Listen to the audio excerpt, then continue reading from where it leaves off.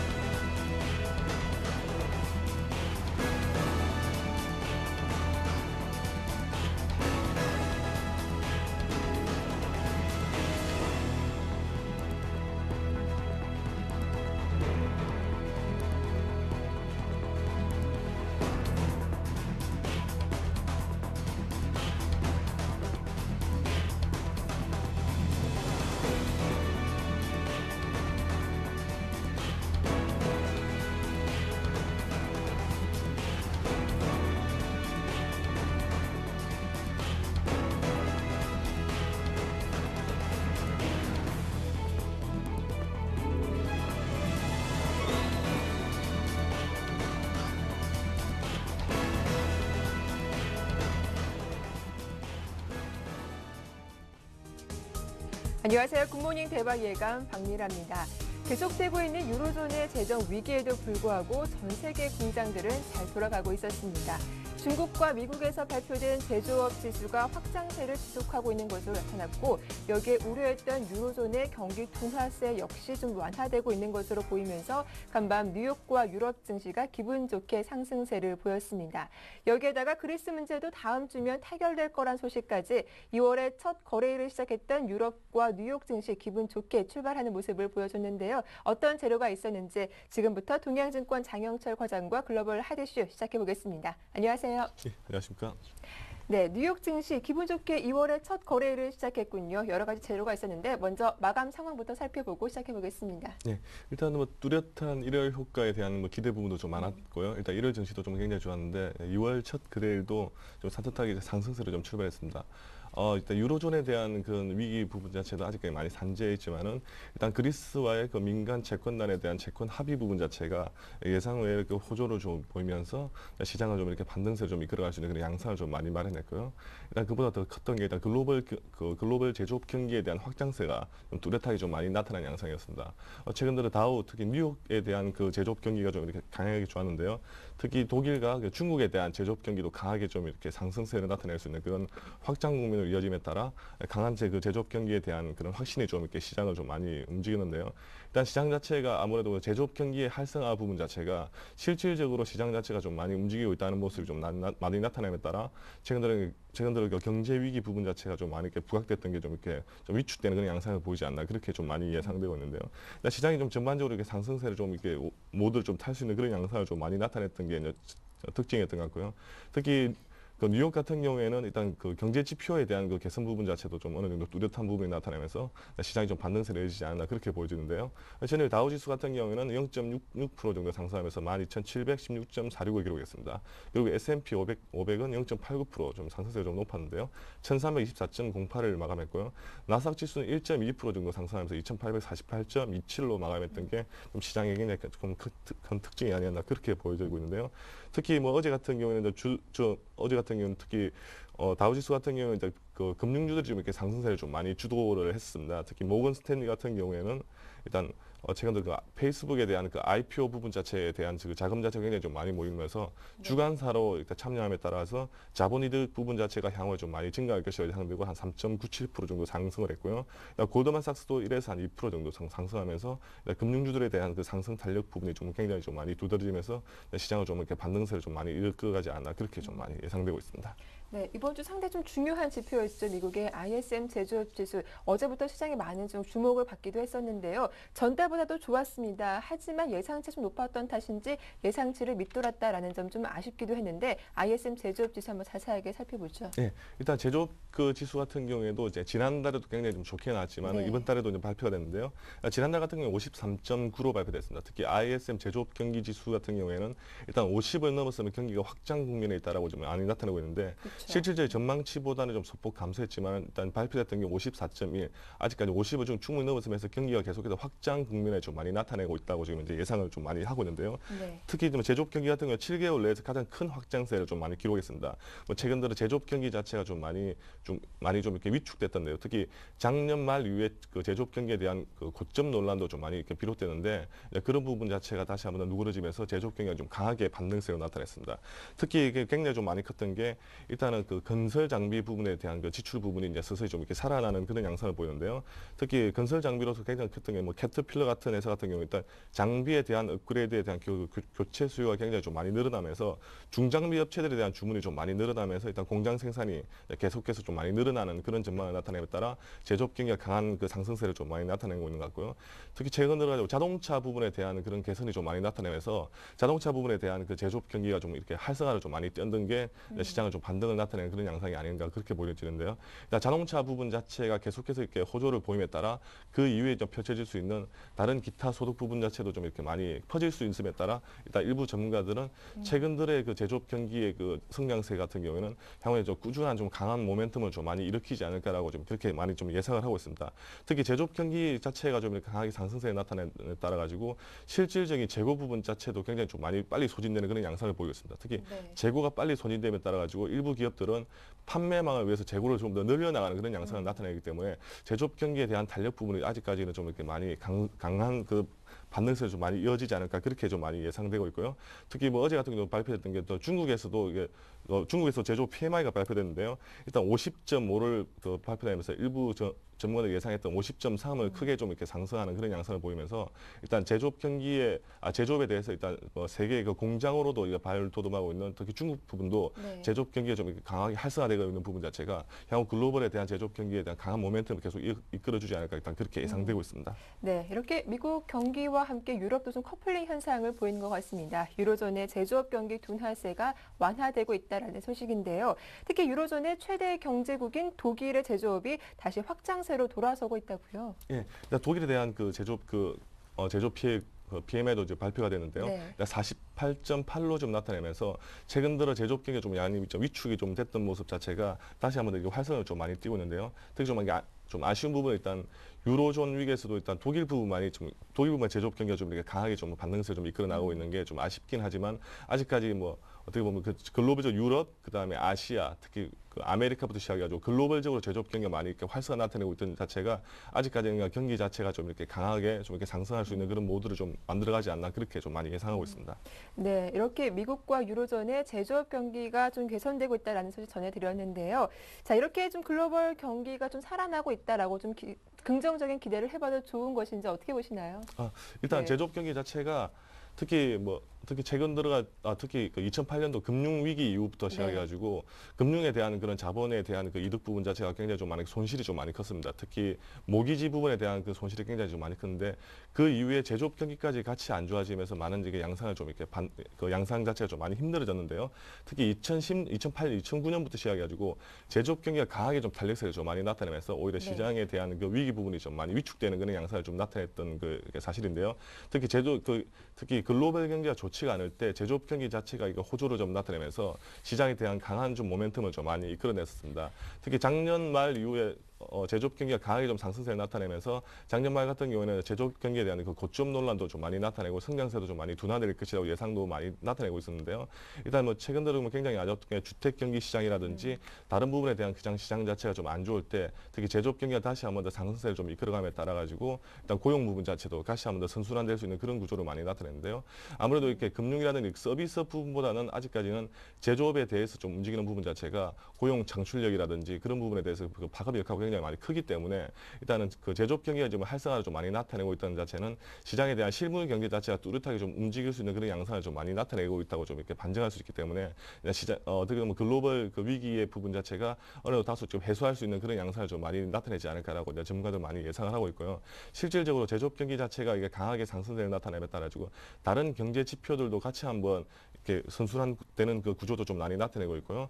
특히 좀 문제가 좀 많이 컸던 그 금융위기 부분 자체도 금융에 대한 그런 부분 자체도 이게 선순환되는 구조를 같이 한번 나타낼 수 있는 그런 양상을 좀 많이 나타내기 때문에 실질적으로 제조업 경기에 대한 그 탄력 모드 자체가 글로벌 경기 전반적으로 해서 좀 이렇게 긍정적인 그 영향을 좀 많이 미치지 않을까 일단 그렇게 예상되고 있습니다. 네, 또 어제 고용 지표도 하나 발표가 됐습니다. 지난달 미국의 민간 고용이 좀 전달 예상치에 비해서는 좀 부진한 것으로 발표가 됐는데 이제 이틀 앞으로 다가올 고용 발표에 대한 기대치도 좀 낮춰준 걸로 풀이가 된다고요. 예, 일단 ADP 민간 고용도 이제 발표가 됐는데요. 네. 일단 지난달 같은 경우는 32만 5천 명 정도 이제 일자리가 발표됐는데 이번에 전망치는 좀 낮아졌으나 그 17만 2천 명 정도에 대한 그 일자리를 좀 발표됐는데 시장에 대한 그 발표치보다도 약 한 2천 건 정도 줄어들면서 17만 건 정도가 좀 발표됐습니다.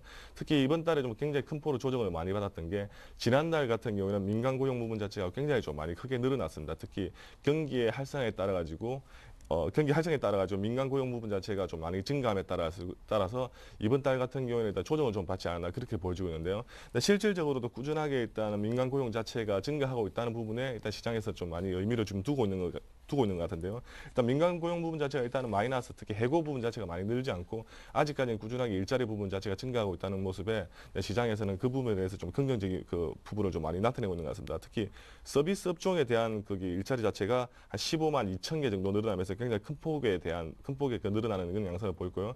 특히 금융업 부분 자체가 작년 말부터 해가지고 추가적인 그 감원 부분이 좀 많이 나타내는데 특히 최근 들어 금융 부분 자체도 다시 한번 더 회복세를 나타내면서 금융업에서도 한 9천 명 정도 추가 고용이 좀 늘어났던 게 가장 큰 좀 특징이 아니었나 그렇게 좀 보여지고 있는데요. 일단 이번 주 금요일에 발표될 고용 보고서에 대해서 민간 고용 지표도 어느 정도 좀 영향을 많이 미치지만은 이게 일단은 정부 고용 부분 자체가 좀 빠져 있는 부분이라서 민간 고용 부분 가지고도 고용 보고서 자체를 뭐 부정적으로 좀 판단하기는 좀 그렇지만 아직까지 고용 자체는 이제 많이 이루어지고 있다는 게 이제 시장에서 좀 이렇게 좀 특징적으로 좀 받아봐줄 만하고요. 일단 민간 고용 자체가 이제 실질적으로는 지난달에 비해서 좀 소폭적으로 조정을 좀 받았지만은 조정을 받았던 그 자체가 이번 주 발표된 민간 고용 보고서에 대해서 좀 기대치는 약간 좀 이렇게 낮아질 수 있지 않나 그렇게 좀 예상을 하고 있습니다. 네, 또 다른 지표가 발표되기도 했습니다. 미국의 지난해 12월 또 건설 지출이 뜻밖의 호조세를 보이면서 1년 반 만에 최고 성적을 거뒀다라는 내용이었는데요. 향후 좀 부동산 경기가 살아날 것이다라는 기대감을 갖게 하는 그런 재료였던 것 같습니다. 예, 일단 12월 달 미국 건설 지출도 좀 발표가 됐는데요. 네. 최근 들어 주택 경기 자체가 좀 이렇게 좋은 지표를 좀 많이 못 나타내주고 있는데 특히 주택 착공 건수라든지 주택 허가 건수 같은 경우는 꾸준하게 좀 상승세를 좀 많이 나타내면서 주택 경기에 대한 활성화 부분을 좀 많이 나타내는데요. 실질적으로 어제 발표됐던 게 건설 지출 같은 경우는 한 지난달 비해 1.5% 정도 좀 증가를 좀 많이 했습니다. 그러니까 예상치를 한 0.6% 정도 좀 상회하는 그런 양상을 좀 많이 나타냈는데요. 특히 뭐 최근 들어서 그 건설 지표 자체가 좀 좋지는 않았지만은 일단 건설 지출 자체가 좀 많이 늘어나고 있는 것 자체가 실질적으로 그 건설에 대한 그런 비용 자체가 좀 많이 늘어나고 향후에 대한 건설 지출 같은 경우는 실질 수요에 의해 가지고 많이 이루어지기 때문에 실질적인 주택 수요 자체가 어느 정도 이렇게 예상을 좀 많이 부합하는 그런 양상을 좀 보이지 않을까라고 좀 많이 예상을 좀 하고 있는데요. 특히 민간 부분의 건설 지출 자체가 한 2.1% 정도 증가하면서 또 굉장히 좀 많이 큰 폭의 좀 영향을 좀 많이 나타냈고요. 공공 부문 같은 경우는 한 0.5% 정도 일단 증가치 나타내는데 특히 민간 부분 같은 경우는 대부분이 일단 임대 수익을 좀 많이 나타낼 수 있는 그런 공공주택에 대한 부분이 좀 많이 증가하면서 건설 지출이 좀 많이 늘어나는데요. 특히 뭐 어제 같은 경우는 오바마 정부에서 지금 현재 모기지에 대한 그런 부분 자체에 손을 보겠다라고 이제 말을 지금 많이 하고 있는데 아직까지 뭐 정확하게 지금 발표는 되지 않았지만은 아직 그 오바마 정부 일단 미국 정부 입장에서도 최근 들어 모기지 금리가 많이 좀 하락을 하고 있는 상태에서 예전에 그 대출 부분 자체가 굉장히 큰 폭의 그 금리를 대출을 받았던 사람들이 좀 이게 낮은 금리로 갈아탈 수 있는 그런 방안도 좀 많이 나타남에 따라 실질적으로 실제적으로 주택 경기에 대한 활성화 부분 자체를 좀 많이 이끌어낼 것이라고 지금 이제 일단은 거기 천명을 하고 있는데요. 특히 건설 지출 같은 경우에는 향후 3개월을 바라봤을 때 실질적으로 건설에 대한 건설에 대한 수요 부분 자체가 아직까지는 많이 활성화를 느끼지 않을까 그렇게 좀 예상됨에 따라 가지고 일단 실질적으로 주택 경기에 대해서는 좀 이렇게 호재적인 그런 지표가 아니었나 그렇게 좀 보여지고 있습니다. 네, 이제 곧 있으면 버락 오바마 미국 대통령이 주택시장 부양책을 발표한다라고 하니까 이 내용도 한번 잘 살펴보시면 좋겠습니다. 자, 이어서 그리스 문제인데요. 그리스와 또 민간 채권단 협상이 다음 주쯤이면 좀 타결이 될 것이다 이런 좀 긍정적인 재료도 들려왔더라고요. 예, 일단 그리스가 좀 계속해서 이제 좀 문제를 좀 많이 일으켰는데요. 네. 일단 좀 이렇게 해결되는 양상을 어느 정도 좀 이렇게 보여주는 그런 모습이 좀 많이 나타낸 것 같은데요.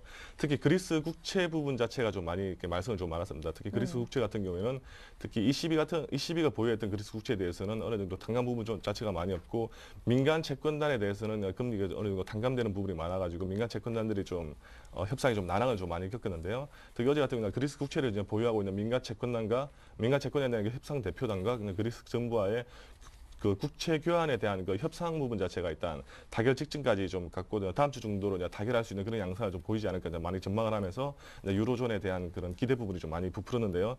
특히 뭐 이 부분이 일단 나타냈던 게 일단 그리스에 대한 그 민간 채권단 그 협상 대표단 같은 경우에는 채권 탕감 부분도 어느 정도 수용을 하지만은 채권 탕감에 있는 것보다는 실제로 평균 금리 자체가 지금 이제 실질적으로 이제 받을 수 있는 그 이자 금리 자체가 한 4.25% 정도 쿠폰 금리인데 이 금리를 차라리 3.6%로 낮추면서 오히려 자기들이 그 금융력의 자본적인 그 이득에 대한 손실을 좀 이렇게 감내하겠다라고 지금 전명을 좀 나타내는데요. 일단 그리스 정부도 이 부분 자체를 좀 이렇게 허락을 했던 것 같습니다. 특히 지금 할 수 있는 그 4.25% 정도의 그 쿠폰 금리를 감당할 수 있는 그런 이자를 낼 수 있는 그 여러 부분 자체가 그리스 정부가 좀 이렇게 힘들기 때문에 특히 금리 자체를 좀 많이 낮춰줌에 따라 가지고 그리스 정부에 대해서는 숨통을 좀 틔워줄 수 있는 그런 걸 많이 나타내는데요. 뭐 이런 바에서 GDP 워런티 채권이라고도 좀 많이 불리는데요. 일단 이게 GDP 특히 그리스에 대한 국내 생산 자체가 좀 많이 뚜렷하게 그 향상을 나타냈을 때 추가적인 그 반대급부로 금리 이자를 좀 더 낼 수 있는 그런 양상을 좀 많이 나타내는데요. 실질적으로 이제 이자 연동 채권이라고도 많이 좀 나타낼 수 있는데 이런 부분 자체가 어떻게 보면 그리스 정부와 그다음에 그리스 채권을 많이 보유하고 있는 민간 협상 대표단과 그 협상 부분이 좀 만약에 타결될 경우에는 일단 뭐 민간 협상 대표단 같은 경우는 실질적으로 손실 탕감 부분보다는 차라리 이자 소득을 좀 이렇게 적게 받더라도 어느 정도 그 이자에 대한 그런 부분을 좀 이어가는 게 낫고요. 일단 그리스 정부 입장에서도 뭐 추가적인 그 이자세 부담보다는 이자 부분 자체 좀 이렇게 많이 감소하고 향후에 경기가 활성화됐을 때 추가적인 이자를 좀 더 주겠다라는 게 대표적인 골자였는데 이 부분 자체가 협상이 타결될 경우 일단 그리스 정부 입장에서도 좀 숨통이 트이는 그런 양상을 보일 것 같고 뭐 채권 협상단 그 협상 대표단 경우에도 뭐 실질적인 손실을 좀 이렇게 감행할 수 있지만은 탕감보다는 아무래도 이득이 좀 더 많이 있지 않을까 그렇게 예상되고 있는데요. 실제 유로존에 대한 그런 부분 자체 안정을 찾아가는데 어떻게 보면 가장 큰 그 협상 타결이 아닐까 그렇게 좀 많이 예상되고 있습니다. 네, 이어서 유럽 증시 마감 상황도 정리해 보겠습니다. 글로벌 제조업 경기가 좀 확장되고 있다라는 긍정적인 재료에 유럽 증시 더 크게 올랐던데요. 어떻게 마감됐는지 살펴봐 주시죠. 예, 일단 미국하고 독일하고 중국에 대한 그 제조업 경기 호재가 네. 좀 많이 호재로 좀 많이 급등했던 것 같은데요. 특히 영국이 1.92% 정도 상승하고 프랑스가 2%대, 특히 독일이 2.44%대, 최근 들어 굉장히 좀 크게 그 급등을 좀 많이 나타냈는데 일단 유로존에 대한 그리스에 대한 그 위기부터 시작해가지고 유로존에 대한 위기로 유럽 증시 자체가 좀 발목을 많이 잡히는 상태에서 좀 숨통이 트여지는 그런 협상 타결과 함께 일단 제조업 경기 실질적인 실물 경기 자체가 좀 이렇게 그 상승세를 좀 많이 나타내에 따라 가지고 유럽 증시가 좀 이렇게 강하게 상승을 하지 않았나 그렇게 보여지고 있는데요. 특히 독일 같은 경우에는 10년물 국채 발행에도 좀 성공함에 따라 가지고 호재가 좀 많이 이끌어졌던 게 좀 실제 영향이 좀 많이 커지는 게 아닌가 그렇게 보여지고 있습니다.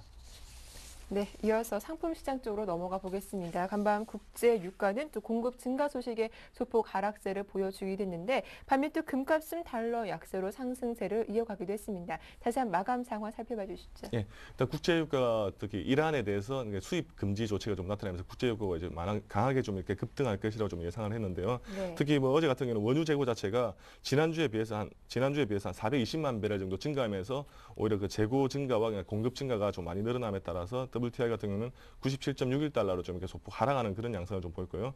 예, 금값 같은 경우에는 달러가 약세를 계속 이어짐에 따라 가지고 온스당 1,749.5달러로 마감했는데요. 일단 그 달러 약세에 따른 그 금값 상승 자체가 반대급부로 좀 꾸준하게 좀 이어지지 않을까 일단 전문가들 좀 예상하고 있는데요. 일단 달러 약세 부분 자체는 시장에서는 뭐 최근 들어 뭐 제조업 경기 좀 이렇게 상승함에 따라 달러 약세 부분 자체는 소폭 이렇게 완화되지 않을까 그렇게 일단 전문가들은 좀 보고 있는 것 같습니다. 네, 이렇게 상품 시장 마감 상황까지 정리를 해봤고요. 이제 오늘 밤 발표되는 미국의 경제 지표와 또 어떤 기업들의 실적을 발표하는지도 정리해 보겠습니다.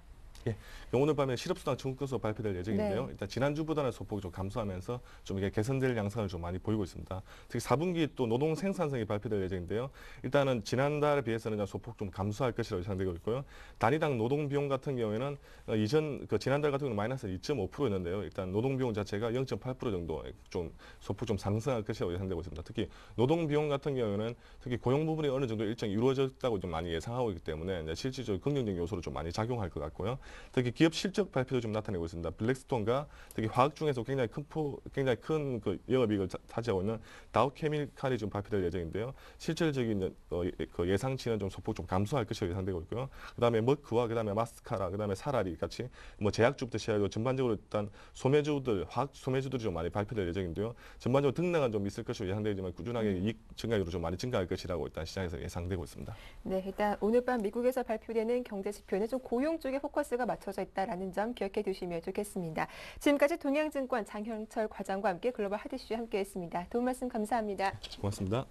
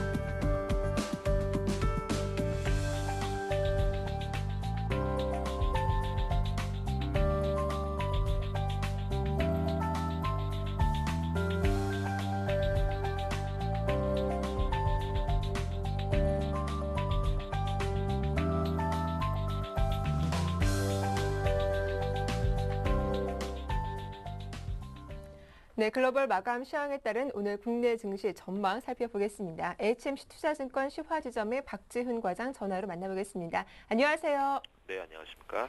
예, 글로벌 증시는 2월의 첫 거래 좀 산뜻하게 출발한 것 같습니다. 제조업 경기의 그 영풍풍을 이어받은 것으로 보이는데 오늘 국내 증시에도 좀 긍정적인 재료가 되겠죠?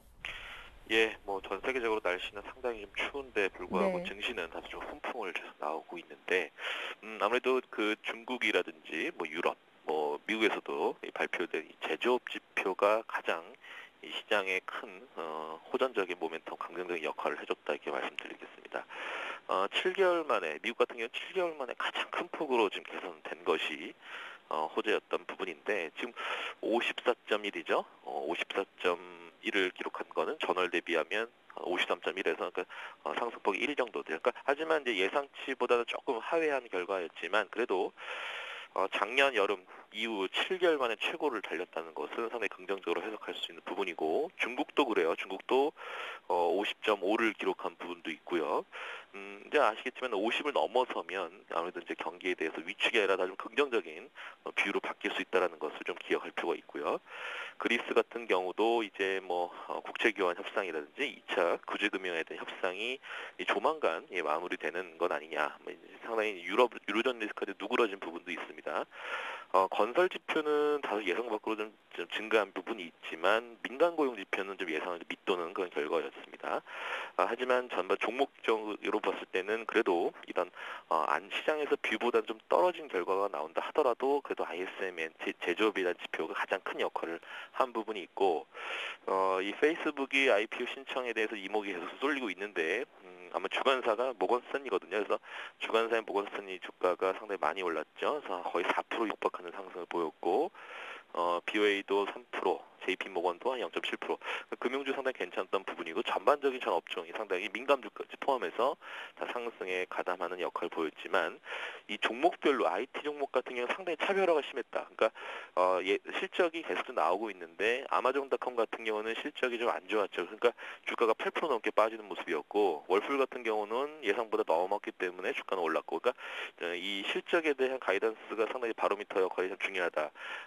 전반적으로 그래도 통으로 말씀드리면 거리도 전반적인 전 업종에 대해서 상승에 동참하는 부분이 있지만 조금 이제 시간이 흘러갈수록 다소 윗골을 좀 다는 좀 상승폭을 조금 반납한 부분은 있다 이렇게 말씀드리겠습니다.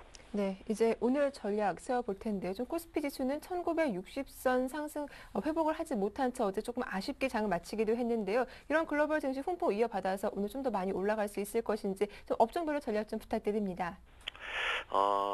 제가 이제 요 말씀 드릴 것 같은데 이 지수는 큰 의미는 없지 않느냐. 그러니까 지수 움직임에 지수를 예측하진 말아라. 그래서 차라리 지금은 종목에 대한 집중도를 상당히 신경 써야 될 구간이 아닌가 생각을 하고 있습니다. 소위 말해서 눌림목 매수라는 얘기를 많이 하죠. 그래서 시장에 대해서 오늘은 지금 떠서 시작하겠지만 신규로 매수하는 것보다는 지금 현재 보유하고 있는 종목들에 대한 이익 실현 시점을 지금 논할 단계로 접근하시면 되고 신규 현금 보유하신 분들은 눌렸을 때 매수한 전략으로 계속 이런 패턴으로 가시면 될 것 같고요. 업종은 이제 건설과 기계가 가장 눈에 띄게 주목할 영역이 아닌가 생각합니다. 두산인프라코어라든지 삼성 엔지니어링 괜찮아 보이고 상사 쪽도 종목이 상당히 괜찮아 보입니다. 현대상사, LG상사, GS글로벌 최근에 천연가스 얘기가 많이 나옵니다. 그래서 그 관련해서 DHI도 있을 수 있겠지만 큰 종목 위주로 보면 GS글로벌이 탑픽으로 보여지고요. LG 관련 종목도 상당히 괜찮은 모습 보이는데 요로 LG 그룹 계열사들은 다소 비중을 조금 축소할 영역이 도래하지 않았느냐라는 생각이 있고요. 그래서 어제는 의미 있는 움직임이 좀 포착되고 있습니다. 그래서 실적이 매우 양호한 중소형주들이 좀 꿈틀꿈틀거리는 게 보여지고 있다는 거예요. 그래서 시장이 거의 2,000원 라인 때까지 육박합니다. 지금 거의 1959.24포인트예요. 1960인데요. 이제 얼마 안 남았습니다. 40포인트밖에 남지 않은 상황에서 오늘 2,000선에 대한 돌파는 힘들겠지만 그래도 거의 육박하는 모습이 나타난다면 시장에 대해서 비중은 좀 줄여야 되는 전략. 그다음에 또 환매 압력이 또 있을 수 있고 다만 외국인의 포지션을 봤을 때는 또 그렇지 않을 수 있는 부분도 있겠지만 시장에 대한 폭발적인 어떤 상승 베팅은 다소 버거워 보이지 않느냐. 그래서 종목 중심으로 집중하시는 전략이 필요하고요. 그러니까 지수는 1% 정도 상승한다 하더라도 종목은 5, 6% 이상 급등 나올 수 있는 부분도 있고요. 시장이 횡보한다라도 한 3, 4% 빠지는 모습 종목도 나올 수 있기 때문에 상당히 차별적 접근이 필요하시다 이렇게 말씀드리겠습니다. 지금 263포인트, 2000선, 그러니까 코스피 200과 코스피 지수로 말씀드리는 저항권으로 작용되는 그런 부분이 있어요. 그래서 지금 외국인들이 1월달 보면 현물 6조 3천억, 선물 지금 17,000개 이상 매수했거든요. 2월달 들어서도 좀 4,000개 이상 매수하는 부분들, 주도 세력의 모습은 계속 유지한다는 전제 하에 대형주 중심의 종목 플레이, 그다음에 실적 호전되는 중소형주의 수익률 게임이 전개되는 것에 대한 예상, 이런 관점에서 대응을 잘 하셔야 되지 않겠냐 싶습니다. 네, 일단은 지수보다는 종목별 대응이 더 중요하겠다라는 의견까지 잘 들어봤습니다. 지금까지 HMC 투자증권 시화지점의 박지훈 과장과 함께했습니다. 도움 말씀 고맙습니다. 네, 감사합니다. 잠시 후 이슈가 이어집니다.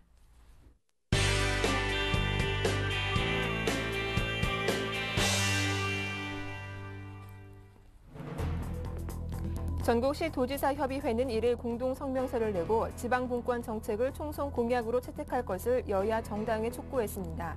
협의회는 지방분권 과제와 국회 지방분권 입법 추진기구 구성 방안 등을 제시하고 이를 총선 공약에 반영할 것을 정치권에 제안했습니다. 2달 연속 4%대 고공행진을 이어가던 소비자 물가 상승률이 3%대로 내려앉으며 모처럼 안정세를 보였습니다. 하지만 전월 대비 오름세는 계속돼 체감 물가는 여전히 높은 수준인 것으로 밝혀졌습니다.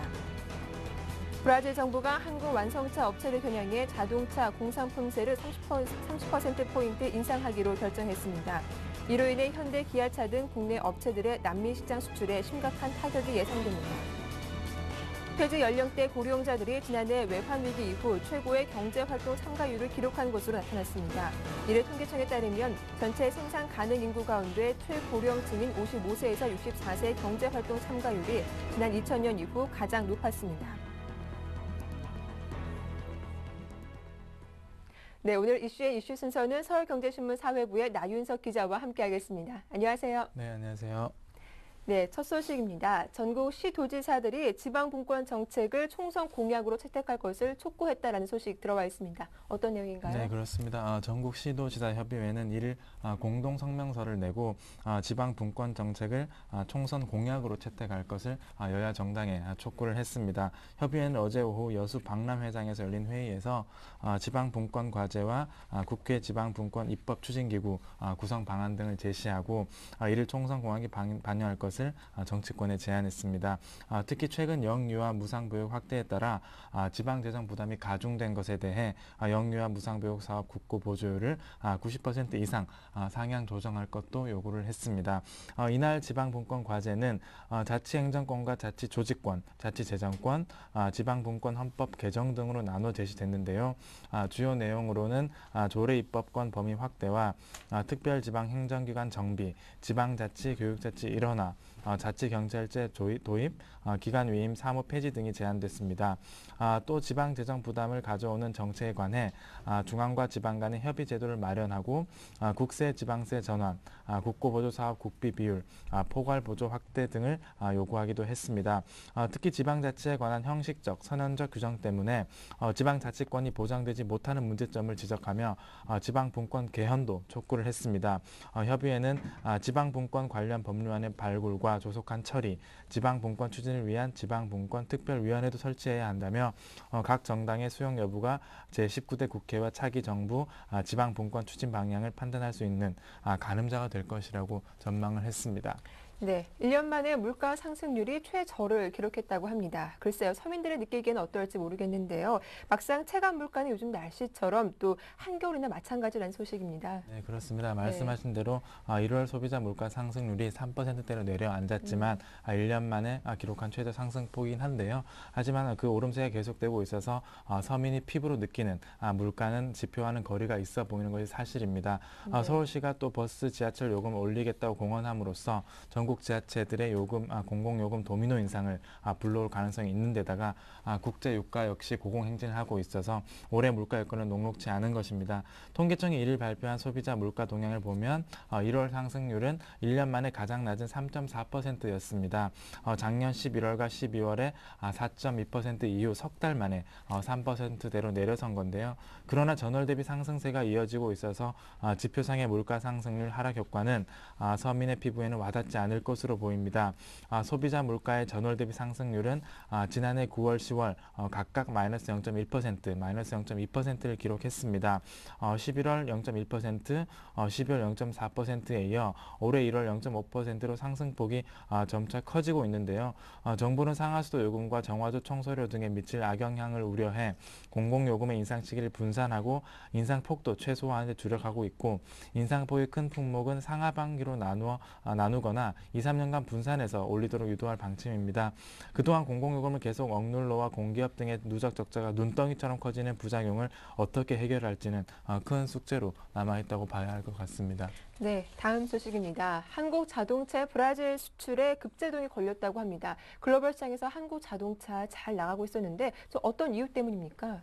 네, 그렇습니다. 남미 최대 국가인 브라질 정부가 한국 완성차 업체를 겨냥해 자동차 공상품세를 30%포인트 인상하기로 결정을 했기 때문입니다. 네. 그래서 현대, 기아 자동차 등 국내 업체들의 남미 시장 수출에 심각한 타격을 입을 수밖에 없을 것 같은데요.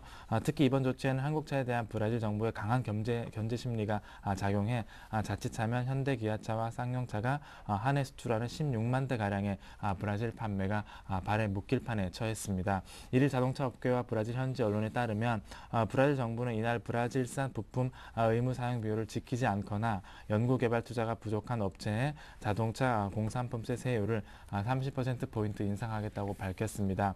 현지 생산 체제를 갖춘 GM, 도요타, 포드, 혼다 등 18개 브랜드는 인상 대상에서 제외됐지만 현대, 기아차와 쌍용차는 이들보다 30%포인트 높은 37에서 55%의 공산품세가 오는 12월까지 적용이 됩니다. 그나마 현대차는 9월께 연간 15만 대 규모의 브라질 현재 공장이 가동되면 차별적 과세의 벽을 극복할 수 있지만 기아차의 경우에는 판매량 하락을 막을 대안이 마땅치 않은 그런 실정입니다. 한편 국내 완성차 업계는 내수시장 판매량도 급락하며 지난달 반짝했던 상승세에 다시 제동이 걸렸습니다. 이날 발표된 국내 완성차 5개 사의 1월 내수 판매량은 총 9만 6천여 대로 지난해 같은 달 대비 20% 감소했고 지난해 12월에 비해서도 25% 이상 줄어드는 것으로 나타났습니다. 네, 마지막 소식입니다. 고령자들이 생활 전선으로 내몰리고 있다고 합니다. 어떤 내용인지 자세하게 들어보죠. 네, 그렇습니다. 퇴직 연령대 고령자들이 지난해 외환위기 이후 최고의 경제활동 참가율을 기록한 것으로 나타났습니다. 이를 통계청 등에 따르면 지난해 전체 생산 가능 인구 가운데 최고령층인 55세에서 64세의 경제활동 참가율이 63.7%로 지난 2000년 이후 가장 높았습니다. 이들은 한국전쟁 전후에 태어나 산업 역군으로 일해오던 50대와 60대에 걸쳐 있는 고령자들인데요. 일부 베이비붐 세대도 포함이 되어 있습니다. 이들의 경제활동 참가율은 2000년 59.5%를 기록한 후 59세에서 60%대에 머물다가 글로벌 금융위기 직전인 2007년 62%로 오른 뒤 4년 만에 63%대로 뛰어올랐습니다. 퇴직이 임박했거나 은퇴한 연령인데도 활발하게 경제활동을 벌이면서 생활 전선에서 여전히 떠나지 못하고 있다는 그런 얘기입니다. 고령자들의 일자리의 질을 가리지 않고 활발한 경제활동을 나서는 것은 무엇보다 노후 준비가 부족한 데다 청년 실업과 결혼 연령 상승 등으로 자녀 부양 부담이 적지 않기 때문인 것으로 풀이가 됩니다. 네, 말씀 잘 들었습니다. 지금까지 서울경제신문 사회부의 나윤석 기자와 함께했습니다. 두 말씀 고맙습니다. 네, 고맙습니다. 잠시 후 이슈앤 진단 함께하겠습니다.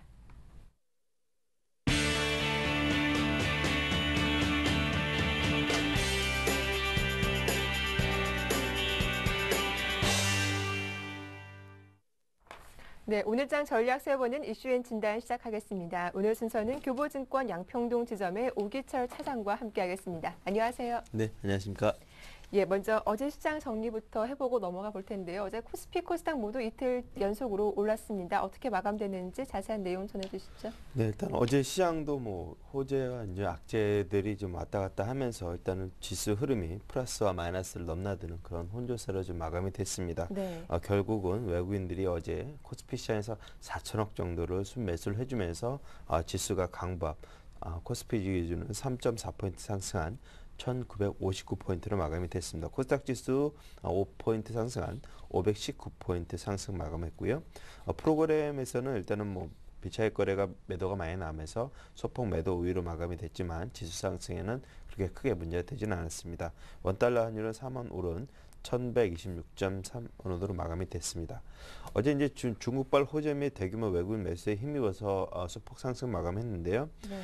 밤사이 미 증시가 미 경제지표 실망감에 혼조세로 마감했던 소식이 전해진 가운데 국내 증시는 소폭 내림세에 출발했지만 장 초반부터 외국인 매수가 유입이 됐고 중국의 제조업 구매 관리 지수가 2개월 연속 상승했다는 소식이 전해지면서 국내 증시가 상승세로 마감한 그런 모습을 보였습니다. 일단 전반적으로는 어제 중국에 대한 그런 긍정적인 소식이 접어들면서 기계와 그다음에 화학 업종들의 상승세가 좀 두드러졌고요. 네. 일단은 코스닥 종목 중에서는 뭐 안철수 연구소 그 외에도 이제 시가총액 상위 종목들이 고르게 상승하는 그런 모습을 보이면서 전반적인 흐름은 혼조세로 보였지만 강보합 정도로 마감되는 그런 하루로 규정해 볼 수 있을 것 같습니다. 네, 어제도 스튜디오에 나오시면서 어제장에서 좀 화학 좀 눈여겨보면 좋겠다라고 강조해 주시기도 하셨는데요. 어제 어떤 종목들이 좀 특징을 보였고 업종이 어떤 게 더 강했는지 한번 정리를 해보겠습니다. 어제 같은 경우 네. 일단은 뭐 특징주들 보게 되면 거래소에서는 대한항공이 한진해운 지분 가치를 고려하며 저평가 의견을 이제 나타낸다 하면서 6.3% 올랐고요. LG화학도 어제 뭐 일단은 긍정적인 실적 발표와 맞물려서 화학 관련주 섹터들 흐름이 좋았습니다. 그리고 하이마트도 약 7% 정도 M&A 기대감의 강세를 나타냈고요. 한진해운도 이제 증권사 호평에 힘입어서 9%대 상승, 대림산업도 5%대 상승과 두산인프라코어가 이제 중발 호재에 맞물려서 7% 가까운 상승세를 보였습니다. 코스닥 종목에서는 이제 실적들에 대한 호조로 이제 키스타와 듀오 이런 것들이 좀 상승세가 두드러졌고요. 오랜만에 코리아나가 항노화 기능 화장품 양산 성공 소식에 맞물려서 큰 폭의 상승을 보였습니다. 이외에도 아모텔 라이프 MB, 미디어 플렉스 이런 흐름들이 좋은 모습을 보였고요. 교육 온라인 교육 관련주들은 INS쿨, 에드박스 등이 상한가를 기록하는 그런 모습을 보였습니다. 그리고 어제 이제 그 특징주로 말씀드렸던 CAK엔터는 8일 거래일 연속 하한가를 마치고 9거래일째 가격 제한폭까지 서슴해서 급반등하는 그런 모습을 보였습니다.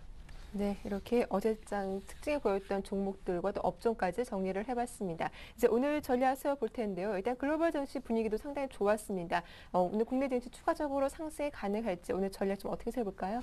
일단은 뭐 오늘 국내 증시 추가적인 상승은 가능할 것 같습니다. 네. 외국인들의 매수에도 계속적으로 유입이 되고 있고 어제 소폭이나마 기관 쪽 투자증권 쪽에서 매수가 유입이 되는 걸로 봐서는 일단 수급적인 측면에 있어서는 좀 긍정적이다 이렇게 볼 수 있을 것 같고요. 어제 간밤에 끝났던 ETF도 약 4% 한 1% 정도 상승을 했기 때문에 국내 증시 역시 거기에 맞물린다고 하면 1980선 정도 상승하는 그런 모습을 보이지 않을까 예상해 볼 수 있을 것 같습니다.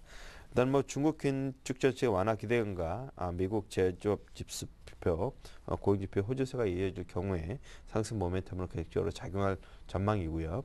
또한 이제 그 1월달 월간 기준 사상으로 외국인들이 사상 최대의 순매수 6조 3천억 원이나 매수를 해줬습니다. 이런 매수가 지속적으로 유입이 될 것 같은데요. 지난해 12월 21일 시행된 유럽 중앙은행의 장기 자금 공급 조작을 계기로 한국을 비롯한 이머징 시장으로 유동성이 재유입이 되고 있는 그런 모습을 봤을 때 외국인들의 매수도 계속적으로 좀 주목을 해볼 수 있을 것 같다. 기대를 해볼 수 있을 것 같고요. 외국인 주도의 유동성 장세에서는 경기 민감 업종을 좀 주목을 해보셔야 될 것 같은데요. 그동안 계속적으로 말씀드렸던 운수장비, 특히 조선, 그다음 화학, 정유, 유통, 소매 업종, 그리고 또한 증시 레벨업에 따라서 증권, 은행 등 금융섹터에도 관심을 갖고 접근하셔야 될 것 같습니다. 일단은 지수 때는 다음 주 옵션 만기일 때까지 1940선 하단, 상단은 2015포인트 정도까지 대응을 하시면 좋을 것 같습니다. 네, 전략 자세하게 들어봤고요. 그렇다면 좀 오늘 눈여겨볼 만한 업종과 테마가 있다면 어떤 것들이 있을지 한번 들어보겠습니다. 예, 일단은 어제 화학 업체라든가 이런 종목들을 말씀을 드렸기 때문에 오늘은 자원 개발 관련주들에 대해서 말씀을 한번 드려볼까 합니다. 그리고 업종의 레벨업에 따라서 증권 업종에 대해서도 좀 체크해보는 시간을 갖도록 하겠습니다. 네. 자원 개발 관련주 CNK의 이제 그러한 그 파급 효과를 보이면서 상당히 좀 안 좋았었는데요. 이런 그 실체가 불분명한 자원 개발 업체가 아니라 실질적으로 자원을 개발하면서 성과를 내고 있는 업체들입니다. 이란의 제재와 중국 등의 경기 회복에 따라서 유가 상승이 당분간 계속될 예정이면서 그다음에 원자재 가격들이 지난 12월 달 하락 이후에 빠르게 상승하는 그런 모습을 보이고 있습니다. 구리라든가 금이라든가 옥수수 이런 것들 원자재 관련된 가격이 상승한다고 볼 때 이러한 자원개발 관련주들도 계속해서 관심을 가져야 될 것 같은데요. LG상사와 대우인터내셔널, 코스닥에서는 에버댐 이런 종목들이 포진해 있습니다. LG상사 같은 경우는 지분을 100% 갖고 있는 인도네시아 MPP 광고의 생산량이 2010년 200만에서 지난해 260만으로 증가하면서 사전 이익이 급증할 전망이고요. 대우인터내셔널 같은 경우는 지난해 사상 최고 이익을 달성을 했습니다. 올해도 자원개발 분야에서 높은 성과가 기대가 되고 있고요. 일단은 내년 상반기에는 미얀마 가스연료 상업 생산도 예상이 되고 있어서 실적 부담에 있어서 좀 자유로워질 모습입니다. 코스닥 종목인 에버다임 같은 경우는 세계적인 자원개발 붐이 불면서 에버다임의 락드릴이 매출이 빠른 증가세를 보이고 있습니다. 이머징 국가에 대한 건설기획 수출 호조가 실적을 견인할 것으로 보여져서 자원개발 관련주들 중에서는 이렇게 실적과 실체가 분명한 그런 업체들로 접근하시는 것이 좋을 것 같습니다. 또 하나 업종별로 본다 그러면 이제 증권 업종인데요. 증시 레벨업에 따른 기대감, 그 다음에 외국인 매수세의 지속에 따라서 삼성증권, 대우증권, 미래에셋증권 등을 좀 살펴보셔야 될 것 같습니다. 일단은 한번 국내 차트를 한번 보면서 비교를 해봐야 될 것 같습니다. 국내 이제 증시 같은 경우는 코스피 지수 같은 경우 볼 때 일단 코스피 지수는 지금 1950선에 있다고 이제 보여지는 있는데요. 미국의 지수 같은 경우는 지금 국내 증시와 비교했을 때 이미 2200선 정도 선까지 와 있는 상황입니다. 그렇다고 본다고 하면 지수는 2000선까지 빠르게 회복할 가능성도 있고 그 이후에 추가적인 상승을 한다 그러면 증권주들의 흐름이 상당히 좀 더 상승폭을 크게 키워갈 수 있을 것 같습니다. 일단 삼성증권 한번 보시겠습니다. 삼성증권 최근에 일봉 보시게 되면 주가 흐름이 상당히 좀 양호합니다. 그렇지만 일단은 6만 원대에서 6만 2천 원대에서 7만 원 정도 사이에 일단은 갭이 있지만 이제 물량대 이제 접어들기 때문에 그 정도를 돌파를 해준다고 하면 추가적인 상승이 가능할 거로 보여지고요. 대우증권 같은 경우 국내 1위 MS를 갖고 있는데요. 13,000원대에서 16,000원대 사이에 이제 물량대가 이제 부담스럽긴 하지만 추가적인 상승도 가능한 자리가 아닌가 이렇게 보여집니다. 그렇다고 봤을 때 네. 증권주들 증시 레벨업에 따른 기대감, 추가적인 상승도 좀 가능한 자리라고 보여지고 그래서 관심 업종으로 좀 등록하시고 매매하시는 데 참고하셨으면 좋겠습니다. 네, 이렇게 눈여겨볼 만한 업종까지 짚어봤습니다. 그런데 앞서 오늘 대응 전략 말씀하실 때 운수 장비 업종에서는 조선주가 유명하다라고 하셨는데 상대적으로 자동차는 좀 부진한 모습을 면치 못하는 것 같습니다. 어제장에서도 마찬가지였고요. 그런데 미국에서 국내차 판매는 좀 증가세를 보이고 있다라는 긍정적 소식도 들려왔는데 왜 이렇게 좀 부진한 걸까요? 일단은 제가 자동차 업종에 대해서는 네. 몇 번 말씀을 드린 적이 있었던 것 같습니다. 네. 자동차 업종 같은 경우 작년까지는 국내 기아차라든가 현대차 신차 모멘텀이 상당히 좋았었습니다. 그렇게 해서 신차가 발표가 되면서 수출이라든가 국내 내수도 상당히 좀 많이 증가가 됐는데 올해는 기아차, 현대차 신차 라인이 별로 없습니다. 기아차 같은 경우는 K9 정도 그 정도에 그치고 있고 반대로 경쟁사라고 보여지는 GM과 포드, 일본의 토요타 같은 경우는 올해 신차 라인이 상당히 많이 나오고 있습니다. 네. 그렇기 때문에 올해 성장이라든가 그런 측면들 봤을 때 상당히 많이 경쟁사에 좀 시달릴 가능성이 있고요. 그리고 무엇보다도 재작년까지 자동차 라인의 주가 상승이 다른 업종보다 상당히 좋았습니다. 그렇기 때문에 올해는 상대적으로 그러한 주가가 큰 폭으로 상승했던 자동차 업종보다는 다른 업종들이 이제 키 맞추기에 들어가면서 자동차가 좀 쉬는 흐름으로 좀 들어가지 않을까 이렇게 판단해 볼 수 있을 것 같습니다. 그럼 일단은 업종을 보유하신 분들이라면 업종 교체하는 게 좀 바람직하겠다 이렇게 보시는 일단 거겠네요. 일정 부분 네. 수익을 올리셨던 분들이라면 종목을 좀 교체를 하시는 네. 그런 작업에 좀 들어가시는 것도 좋을 것 같습니다. 예, 말씀 잘 들었습니다. 오늘 이슈앤 진단은 교보증권 양평동 지점의 오기철 차장과 함께했습니다. 도움 말씀 고맙습니다. 네, 감사합니다. 네, 굿모닝 대박 예감 1부 순서는 여기서 마치겠습니다. 저희는 잠시 후 2부로 인사드리겠습니다. 함께해 주셔서 고맙습니다.